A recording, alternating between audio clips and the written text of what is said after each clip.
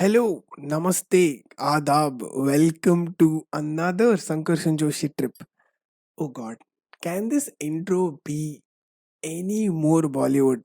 I sound like this failed actors who try to host reality shows.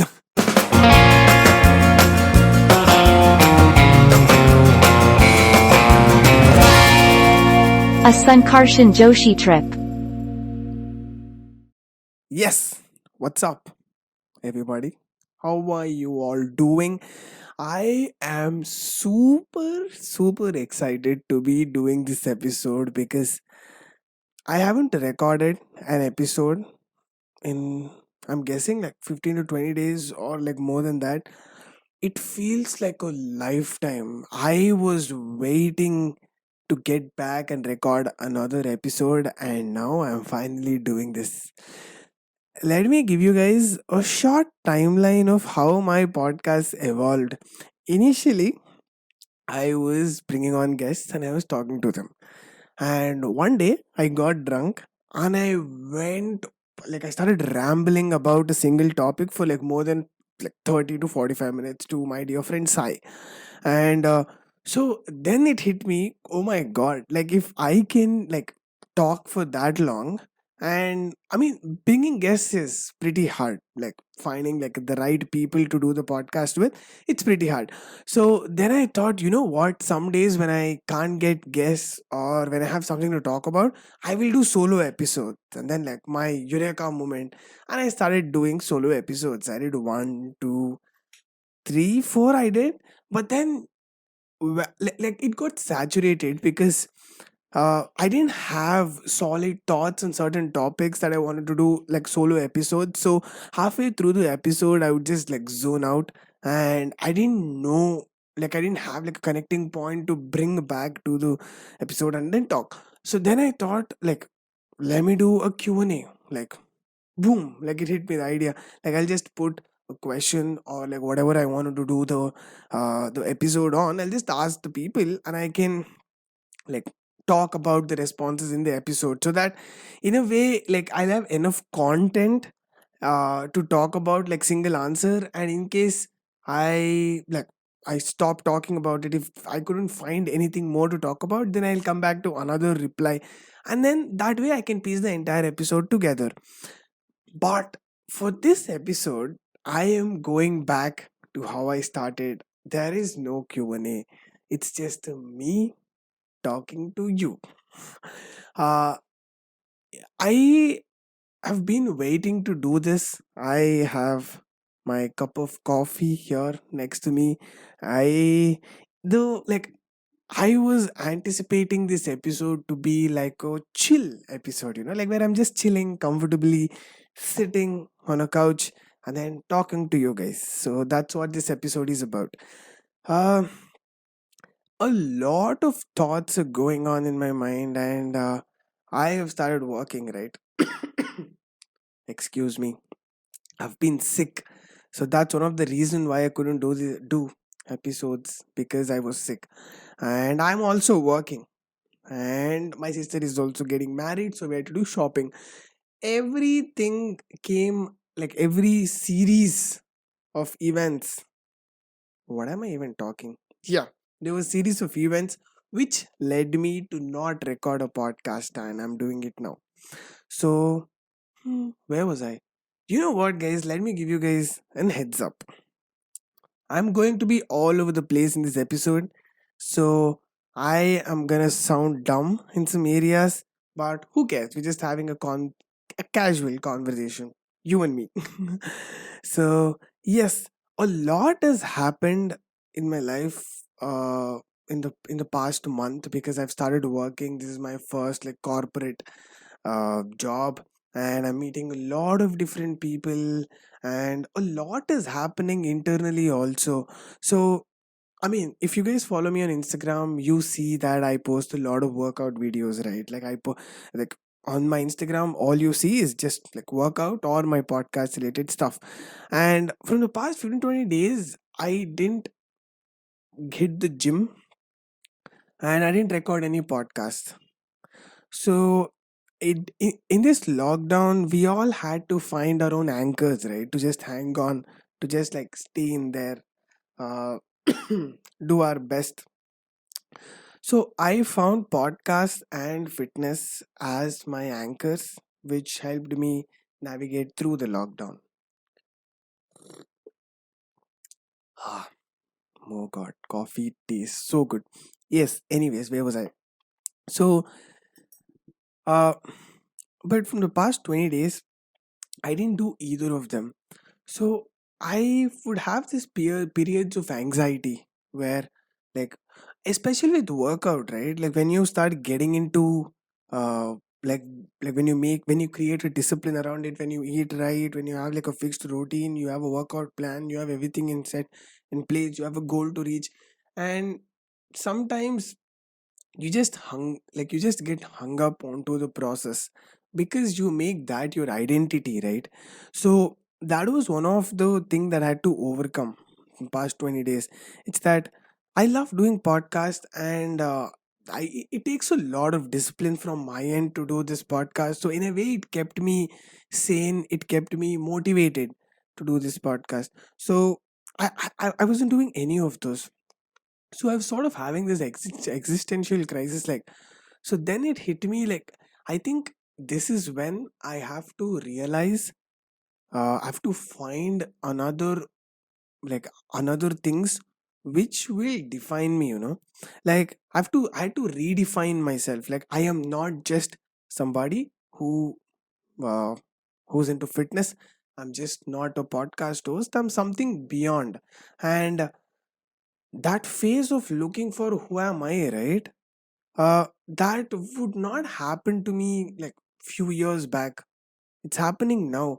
And when I look around, an interesting point that I observed is, when you grow up, right? Like when you are entering adulthood, or when you want to do something for yourself, uh, I can't specify the age, but the phase when you want to do something for yourself, like career wise, you start building an identity for yourself. And that's what happened with me too. So you get passionate about something, you build a career, you go study, you study in a certain specialization. So let me give you guys my own example. I did my bachelor's in design, and whatever work that I'm doing right now, I am a lead experience designer. So I said I am a lead experience designer. So in like, the way how I'm saying it is that I am embodying my designation as me. And that's what happens with everybody. So I spend majority of my time doing this work because it pays my bills. And this podcast and fitness are something that I'm passionate about, which I keep doing parallelly. So everybody creates an identity for themselves, and it's very very hard to break free from that. And creating this sort of identity for yourself, right, I think it's a necessity. It's like society puts this pressure on you, your family, to create this identity for yourself. In terms of career, that was an awkward break. I just took a sip of my coffee, it was just lying there. So yeah, the way how society puts is that as you're growing up, right? Like you socialize, you meet people. Everybody asks, like, what do you do? Like, what do you do for a living? Or what do you like doing? How do you make money? Basically, how do you live? And the more you answer that question, or the more you try to find answer to that, you create an identity. And it's like, from the past 20 days, I created this strong identity as a host of a podcast and fitness, and I didn't have that. So I used to have this like tiny bits of phase, like anxiety phases, like slight anxiety. I don't even know why I had those anxiety phases, but like no particular reason, hence anxiety. Uh, but then I realized, you know what? I am like, those two are a part of me. And I was like, I am trying to build a career for myself, I'm doing a job, I'm making money. So I have, like, whatever I created an identity for myself, I had to rethink the hierarchy. I had to reprioritize certain things and be like, first priority goes to career because it pays my bills. Second priority comes to podcast because it's something that I'm passionate about. Third comes to fitness because, like, that keeps me healthy and that's like a daily routine. And I am not into bodybuilding, so like I don't go compete, right? So that's not my life. That's a, like, workout is a part of my life. So in a way I had to think and create a zen mindset about what I do. I like ev- like ever since this thought stuck me, right? I started looking at everybody else around me of like how people create identity. So my dad, my mom, my colleagues at office. So I have started like working. It's been 2 months, and I have had one of the, like, I have never experienced this ever in my life, like this corporate environment, because people are damn competitive, dude. When you go to work, right, like when you're in an environment where everybody is thriving on competence, you will be nowhere if you're not competent and if you're not good at what you do. And I look around so many people who are who are so good at certain things, and they are like, there are different age groups. Like some of them did their masters, some of them did uh, their bachelors, same as me. It's like different age groups, different specialization. They're all from different backgrounds, and every single person has their own identity. It's like, I am this person, I am this person, I am that person. And when you put them in a situation where you question their identity, right, that's when shit hits the fan. uh, Let me give you guys three instances from my corporate life so far. It's been 2 months, right? So there were like three things that I am never going to forget for the rest of my life, which I'll be telling now. The basic plot of these three instances is, it's so fascinating what drives people to do what they do.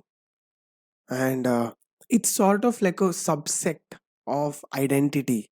So when you create a identity for yourself, your actions, like, you thrive to be that identity, right? Or that identity dictates what you do, either which ways. So the first instance was, I had this team, like basically in this past 2 months we were given a project which we had to work in teams. And in my team, there were six people including me. And we are all from different backgrounds, but we are all working on a single project. And initially when this project was given to us, I was like, oh, like crazy, there's so many people around me, I'm pretty sure they know a lot more than me. And every time I'm in an environment where somebody knows more than me, I get super excited. It's this nervous and super excited phase. So the project started, and we did a really hard work, and we did a really good job. At the end of the project, right, like halfway through, I wanted to work on a certain aspect of the project which I am good at. So my teammate also wanted to work on that same aspect of the project. So we thought, okay, let's work together. And when we were working together, right, we try to create two different variations of the same thing. And like, I mean, initially it's design, right? Like, I am trying to explain it in a non-complex way so that you guys will understand like what the work is. So I like visual design, I like designing like mobile interfaces. And that's what I was referring to, and my other teammate also wanted to work on that. So then we thought, okay, I will also design a style guide, I'll also design one set of designs, and you also design a certain set of designs, and let's see what people like our teammates, and whichever they like we can go ahead with that. So If people like my design, my style guide, then she will have to incorporate my design into like whatever she works. And if people like her design, then we incorporate into my like the entire thing. If they like both, if they like parts of both, then we try to merge both of them and do it. But the thing is, I have studied 4 years, like I did my bachelor's in design, right? So I have also worked in, like I've interned at good places. So my sense of that aspect of design is slightly better because she doesn't have the background in this field. And I mean, I am trying to be humble. I'm not bragging about myself in any way, but my designs were better than hers. But what happened was, every time I tried to point out, like she insisted that we take her designs, and I insist we take my design because her design wasn't that great, and some of our teammates also agreed to that. But the issue is, every time I tried to point out a flaw in her design, she took it so personally, like I'm questioning her competency as a designer. Like it's like I'm questioning herself as a designer. So if somebody says my design is shitty, I'll be like, my design is shitty. Like let me work on another design. But she was defending her design like she was defending her own like character in a way.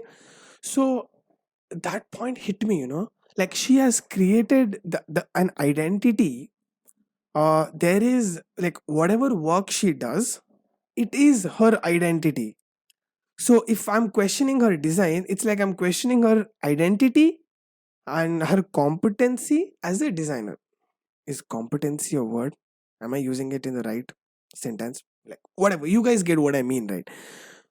And it was not easy at all. Like, how do you tell somebody that their design is shitty? And how do you like? I am thinking about a broader picture, okay? Like, she is hung up on her design, and I know like my design is better and it complements the project. But I'm thinking, if we use her design, the entire project is going to look shitty because it all comes down to this. Like, this is the last phase of our project. We did research, we did all of that. It all comes down to this, what we do at the last minute. And I was thinking about every single way possible. Like, how do I convince her? How do I like, do I tell her nicely? Do I be rude? Like, what do I do? Like, I was breaking my head a lot. And there were certain instances where I had to be authoritative, where it's like I literally was rude sometimes, but in a very professional way. And for the first time, I didn't feel guilty for being rude, thanks to Jordan B. Peterson. If you guys don't know who he is, he's a clinical psychologist. He gives talks, he has a podcast, and I've been listening to him for quite some time now. And before, right? I'm just going on another tangent. I'll come back to the story. This is the part where I want to thank Jordan B. Peterson because he has literally changed my life, or at least a part of my life.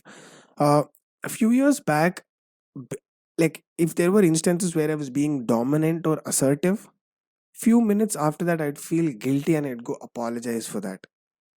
And now, if I am being assertive at certain instances, like in my office or in my in the corporate competitive world, I don't feel guilty. Uh, and this change is brought in me by Jordan B. Peterson. The way how he says stuff, right? Like he advocates that. Like he talks a lot about toxic masculinity. He talks a lot about that, and he also mentions that it's okay to be dominating and assertive where you have to be. So yeah, coming back to my story. So uh it was a challenge, and that is one aspect that I will remember. I think she hates me now because there were instances where I literally said that design looks shitty, it doesn't look good, it looks that, it looks this, blah blah blah blah blah, and she was so upset. I didn't even care because it's not about her, it's not about me, it's about the project, like what works for the project. That's one part, like that's one story. let me come to the second story. So we were having this meeting with our mentor, and so since this is our initial phases of the project, we had a mentor given to us who was monitoring our work and telling where we could do better and all of that. So I always talk while presenting to our mentors. Like I do the talking most of the time. I don't know if it's because people don't want to talk, or I took the initiative and now people are just like fine with it. I don't know what's the case, but either which ways, I was doing like most of the talking. I was explaining our work, whatever our team did, and there was this one instance where one of our teammate was sharing the work on the like we were using WebEx, Zoom, like any platform. You can share your stuff right there. And one of our friend had internet issues, so that she couldn't share the screen. So then I had to share the screen, and I mentioned that person's name in the meeting, and I said that person has internet issues, so hence I will be presenting. And our mentor took my case. He's like, I in the past, I never mentioned any single person's name out while doing a presentation. Mostly whatever I was talking, I was like, we did this, we did that, and I was talking about we. This was the first time I ever said someone's name and said they had an issue, which was Wi-Fi issues, technical issues, not something related to the work or their ability as a designer. Like I was not questioning that. And he took my class. He's like, "You should never do that. You should never call out your teammate's name. You should learn that. Blah blah blah blah blah." He took my case. The thing with these mentors and bosses is that they're so fucking moody. Like nobody knows. Someday he comes, he's so cheerful, and some days he's taking my case for something like silly as that. And anyways, so I took that person's name in that instance, mentioning that person had Wi-Fi issues, and I apologized for that, and I said I won't repeat it again. And I was started explaining our entire like whatever I wanted to explain. I started explaining, and there were certain flaws in the project which the mentor was pointing. And since I already mentioned that person's name, I don't know, there was this one huge misunderstanding where the person who had internet issues assumed that I am putting all the blame of all the flaws of the project onto that person. So uh, I'll explain it again more clearly so that you guys will understand. I'm just trying to find the right words to explain this scenario. So one of my teammates had internet issues, and I wanted to tell that person had internet issues. In the process of telling that, there was this misunderstanding where everybody thought I am putting the flaws, the mistakes of all the project onto that person. So this person got this person is like way older than me, and we were really good friends before this incident happened. And I don't know how this person like misunderstood this situation, and she got super mad. She started like sending text on our WhatsApp telling like, Sankarshan, what is this? This is preposterous. How can you put all the blame on me? I was like, no. I was not putting the blame on you. I was trying to explain. But then we were in the meeting, right? So I couldn't respond on the WhatsApp to her. So that meeting went over, and as soon as our meeting ended with our mentor, we all team got on a call, and I was trying to explain her, uh, uh, dude, let me just justify what happened. That was not my intention. I was saying this to her, and she suddenly interrupted, and she was like, I don't want to listen. I don't care. It looks like it's your first job. You listen, like she started taking my class. She was like, you should never take someone like single person's name on a call. It's always me. It's always we. It's always team. I got super angry when she said, looks like it's your first job. So you're gonna learn this eventually. She threw attitude. I got super mad. I was like, have you ever seen me do this in the past? Have you ever seen me take someone's name in the meeting. And she said, like I said, I don't want to listen to all your explanation. I was like, fuck it.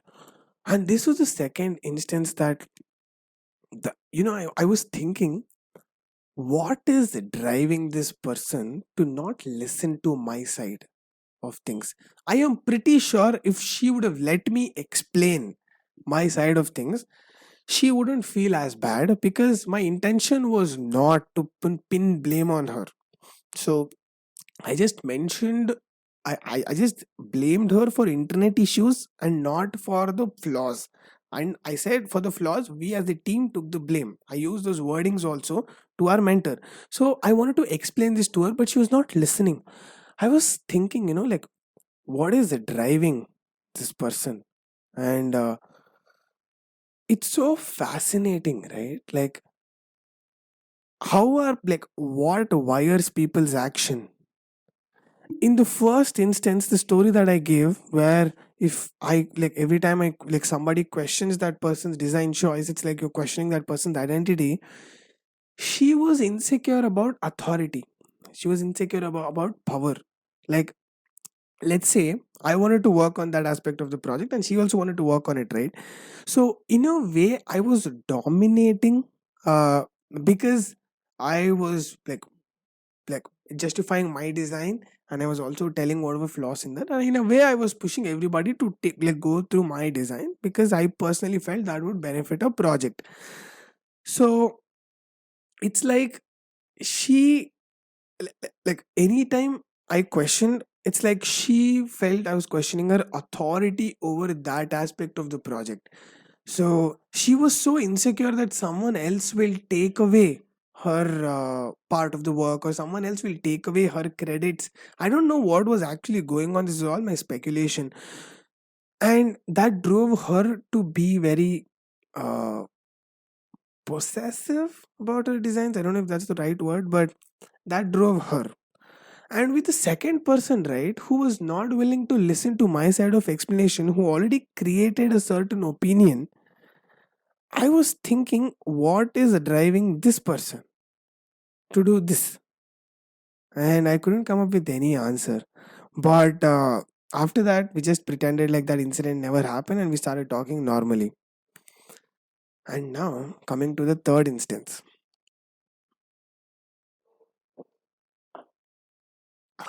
Oh, my coffee got cold. So, the third instance is with my mentor. I was giving a presentation, and like I said, I would do all the talking. And my mentor questioned a design choice of ours, and I justified it. He cross questioned it, and I also justified that. And he said, Sankarshan, I know you are really good at articulating stuff and talking to people, but if you do the same thing, if you throw the same tantrum at your client, they will ask me to, like, change the designer and get a new designer.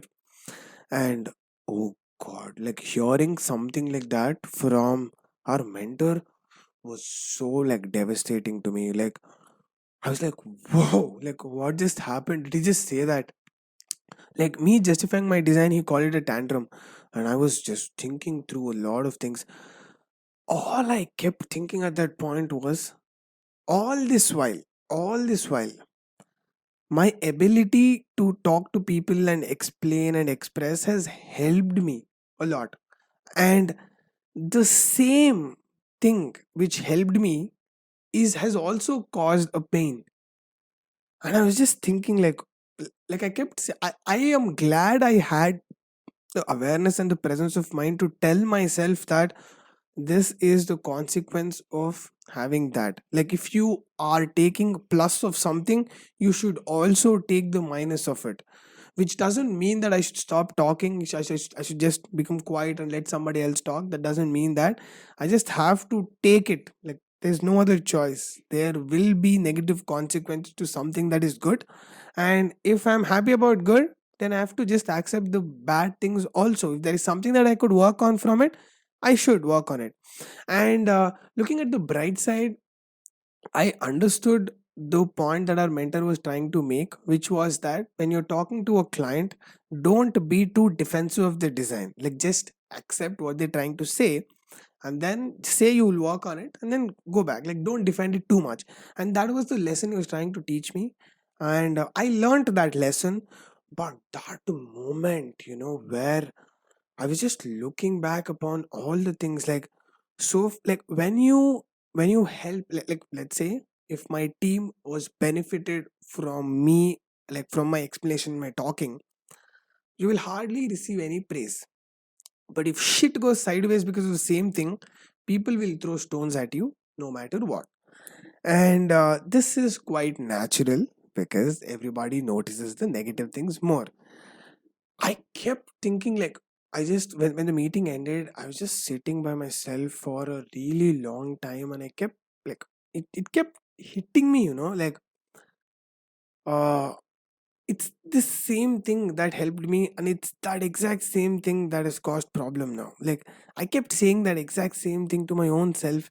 And I kept thinking, like, what drove him, like our mentor, to say things like this. Like, what identity did he create himself that I questioned, that he had to say something so rude to me?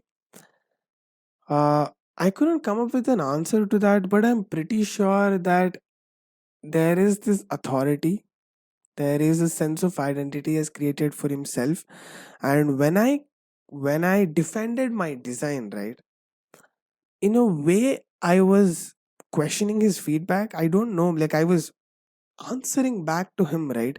I don't know if it hit his ego, if I can say. I mean, he's a really good mentor. Like, I must, he's not a bad person. Like, he's a really, really good mentor. I learned like a lot of things from him.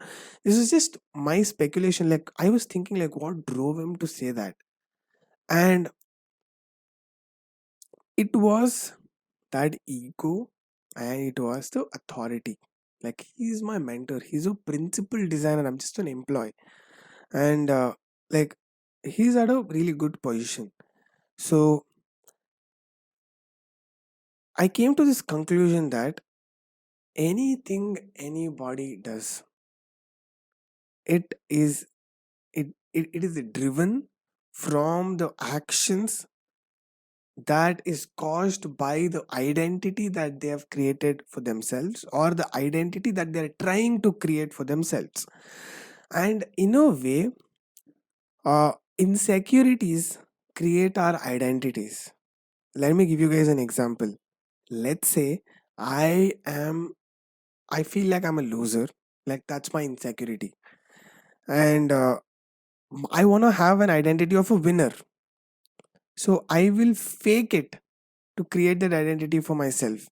So deep down, I am trying to act like a winner, show all of my wins on social media, or probably boast about my wins to people when I'm talking about. I'm sure you would have found people around you who talk just about themselves, like people who are full of themselves, dude. Like, they cannot stop talking about themselves. And people like that are really insecure about something, and maybe deep down they feel like they are a loser, and they feel this need to justify their actions or like their life to, probably they're saying that to themselves when they're saying it to people. And this way, we are all, like me, you, every single person in the world, a lot of their actions are derived from their insecurities. I'll give you another example. uh, in one of our episodes in the past, I talked about this friend of mine who was really toxic to me. And uh, he sort of criticized me for everything so that he'd feel that he is better than me, in simple words. And but basically he did worse things than me, but he would talk highly of himself, putting me down in certain instances. And I took that positively. I looked at the bright side of that particular, like, whatever he was saying. And when I ended that friendship, and when I came out of that circle, I remember this one point where my sister yelled at me, using similar words that my friend would use to put me down.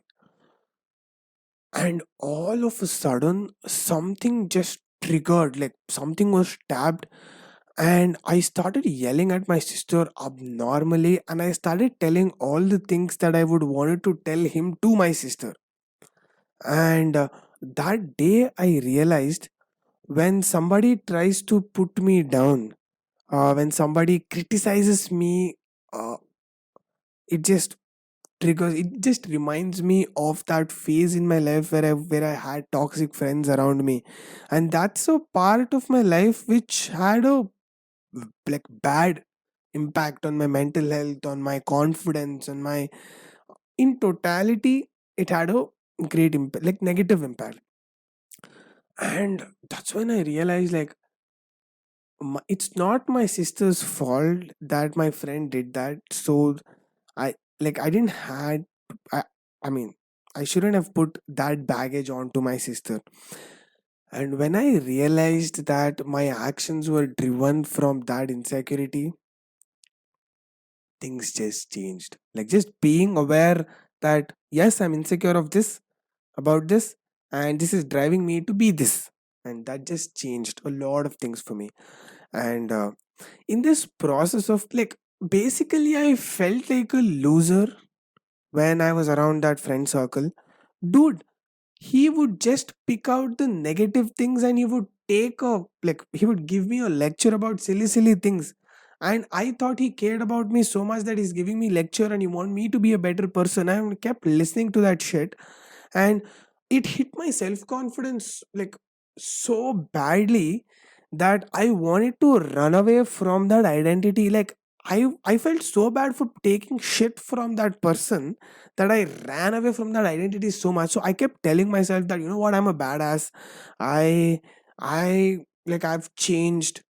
I seek this. I'm a growth minded person. I I only go towards positive things. I'm a changed person, now. Like, I'm more strong, I'm more fierce. But in this process, all I was doing was running away from that person that I was. I badly wanted to run away, so I tried to fake it. So, like, looking back at it, it's so sad. And I was faking it, and the day I realized that, you know what, like, I don't have to prove to anybody that I've changed. I don't have to prove to anybody that I'm not a loser. I don't have to prove anything to anybody. It felt so liberating. Like, I I stopped telling myself that, like, you know what, I'm a badass. Like, who cares if I'm badass or not? Like, I don't have to prove things to anybody. Mostly, I was trying to prove things for myself. I was trying to prove myself that I'm not the same old loser. So, so many things. Like, my sister, right? Uh, like, she was doing this course, uh, like, for a career, which is super hard. Um, I'm sure you guys know about it. It's called Chartered Accountant. It's CA. She gave so many attempts, and she failed a lot of times in the pursuit of, like, it's basically, if you want to be a CA, you have to write exams, right? And when she wrote those exams, she would fail the exam by just like a very thin margin. And she gave her best. She was super motivated. She didn't, like, she went through with the failure, and she applied again, she wrote again, she wrote again, she failed. And one fine day, she tried to close that aspect of her chapter, and then she did an MBA, and now she got a job, and she's doing good for herself. But what that series of failure generated is a sense of insecurity, of trying something new with the fear of failing at it. And I have never talked to my sister about it, and I don't think my sister knows that I have observed this. So she's afraid of failure. So if she thinks there is an chance of failing at something, she won't even try, and she won't even know that it's that insecurity that's driving her to do that. So let's say fitness, working out. Working out is hard, and you have to, I mean, it's not hard if you like it, but you have to be consistent with it. When you hit the gym, you know you're going to be weak at certain exercises, but you still have to push through it constantly, adapt, and then you're going to get stronger. But to go through that phase, she was afraid of failure, and she didn't even hit the gym. She wanted to go to the gym, but she knows that she had to go through that phase where uh, she's not good at certain exercise, she's not strong enough. And it's this, guys, like it's this is something that I've been fascinating, and now that I've told you guys all of this, try to observe people around you. Like, people who try to seek something are lacking that, and that is driving that. Let's say authority. Some people are very, very dominant, like narcissistic, egoistic dominant. That is because they're very insecure. My friend was like that. He was a narcissist, and uh, like somebody who doesn't want to hit the gym might be scared, like my sister, of failing at it or not being good at it. It's like, when you realize this personally, if not for other people, when you personally realize a certain aspect of yourself is driven by those insecurities, your entire perspective on how you see things change. Even with this podcast, right? uh how long has it been? It's been 41 minutes, so like 42. uh Initially, when I started doing this podcast, especially with these solos, I couldn't get through post 15 minutes. Like, I would just hit this space where I would just zone out and I would have nothing to talk.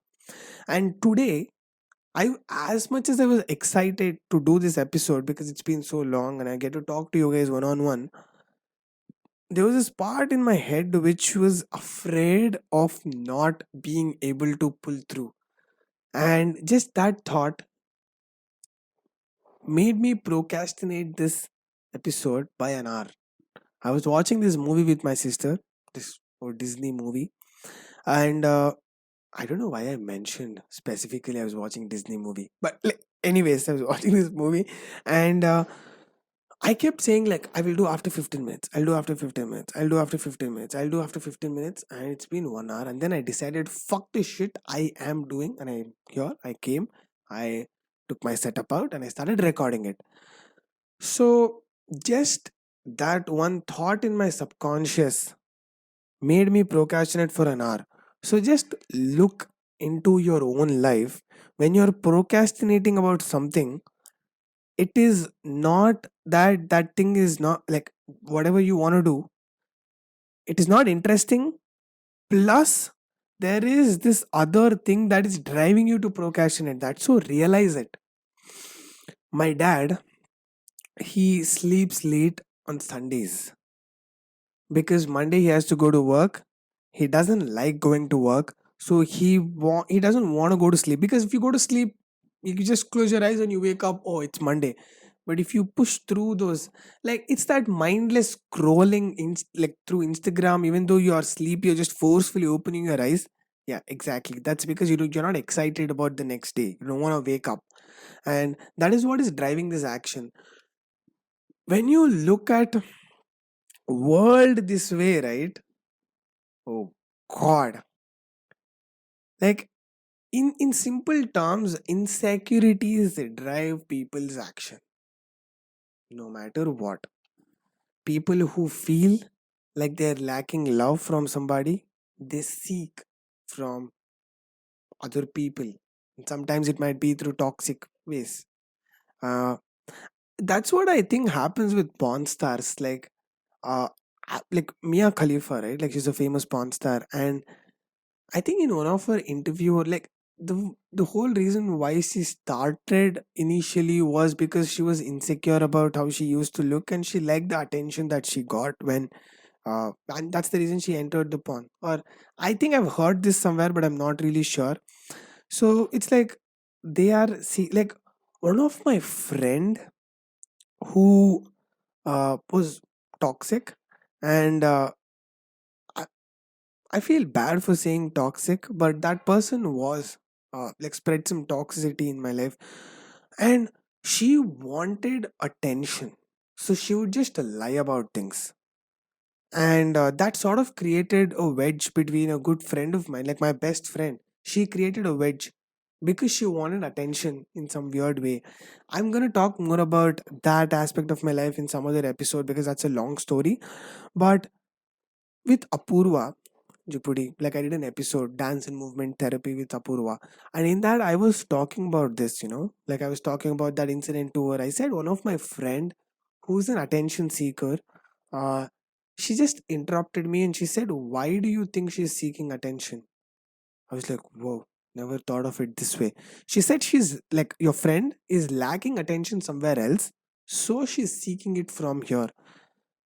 And that stuck a chord to me. Like, I've never really thought about it this way. Like, anybody in your life who's negative, who's toxic, when you look at it in a way that their actions are driven from something they're insecure about, you will find a certain amount of compassion and empathy towards them. Like, it's not you who's doing this, it's that insecurity in you that is driving you to do this. And whenever, like, ever since I started seeing things from this perspective, I hate people less, you know. Like, now when you see with media or with a lot of things that's happening around, people throw a lot of hate and people create identities for themselves. Like, let's say this gender fluidity. People have created identities for themselves, right? That gender is a construct. We all need to break it. There is no man, there is no woman. Like, it's very fluid, blah blah blah blah blah, all that jazz. And people are not like people who are advocating this strongly, right? If you look at it deeply, they've made that an identity for themselves. Like, that is who they are. They are somebody who like promotes this. And like, if you try to logically reason with them and talk to them, they won't listen to you because you're questioning their entire identity. Like, imagine, let's say you wanted to enter the army. This is a very vague example, okay? Let's say you wanted to enter the army because you wanted to serve the nation. You enter and you gave your service for like 4 years, and then you realize that his entire army is a scam. His entire nation is a scam. All the people around me who sacrifice their life for like whatever they're doing, it's for nothing. Do you know how that guy is gonna feel? Like, guy, girl.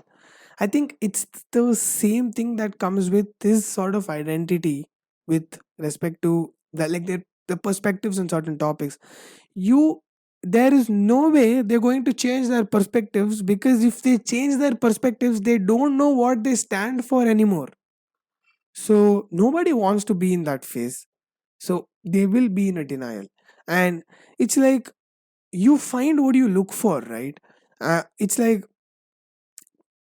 if you take an issue, let's say gender uh, biases or gender inequality, you find what you look for. If you find for a logical reasoning why women's salary is less than men, or like what are the actual things when you look at it from different perspectives, because this issue has a lot of segments. There is biological, there is social, there is like multiple things. Let's say there is this person who is a feminist and who created this perspective, that who is married to this perspective that it is like guys are evil and they do this, that, blah blah blah blah blah. There is no way that you get this person to talk and learn other perspectives and then create like a holistic perspective. If you listen to Jordan B. Peterson, he's a psychologist, and the way he talks about evolution, biology, psychology of why there is a difference between men and women, it changes your perspective on things. But if you show the same thing to a feminist or like anybody who has like an opposite opinion, they will look they will find what the, I mean, going back to the statement, like you will find what you look for, right? They look for things to justify their already created beliefs. That is the problem.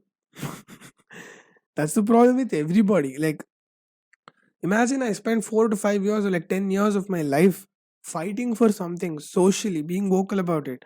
And then I realized that that's not even an issue. Like, there are different aspects to it. Like, whatever I stood for so far is wrong. It doesn't hold any weight. It's like, there is this, then they'll enter this identity crisis. Like, oh, who am I? I don't know who am I. And nobody wants to be in that phase. So they're going to double down on their opinion. So, yeah, that's it for today, I guess, guys. This is like something that I've been super, uh, like, I've been investing a lot of my energy and thoughts into thinking about something like this. And to me, also, I have created a certain identities which were like workout, or which was like doing this podcast, or certain political opinion, or philosophical opinion, spiritual opinion. And this is natural, guys. Like, we marrying to a certain opinion, and when we try to be vocal about it, let's say in this podcast, I've said a lot of stupid things in the past, and a lot of like my opinions have changed on certain topics. And since this is out, and since people are seeing it, it makes me very vulnerable to change that opinion. But I like being aware of it and thinking about it, and like, that helps me change my opinion and navigate through things. So that's all for today, guys. I hope you all had fun. I had super fun talking to you all again. uh, I am back with a lot of enthusiasm, a lot of energy to do more of these episodes. uh, Drop down in the comments, or feel free to DM me if you have any more thoughts about what we spoke today. I would love to talk to you all, have conversation with you all. So if you like this, if you want me to do more of this solo, not Q&A, just rambling episodes, feel free to let me know. If you want to talk to me, you can find me on Instagram at a Sankarshan Joshi trip. A period Sankarshan period Joshi period trip on Instagram. And this episode is now available on the audio streaming platform Spotify, JioSavan, Ghana. You can find this episode on YouTube too. If you want to look at me, you need to go there. Uh, that's all for today, ladies and gentlemen. Please take care. I hope to see you all soon. Love you.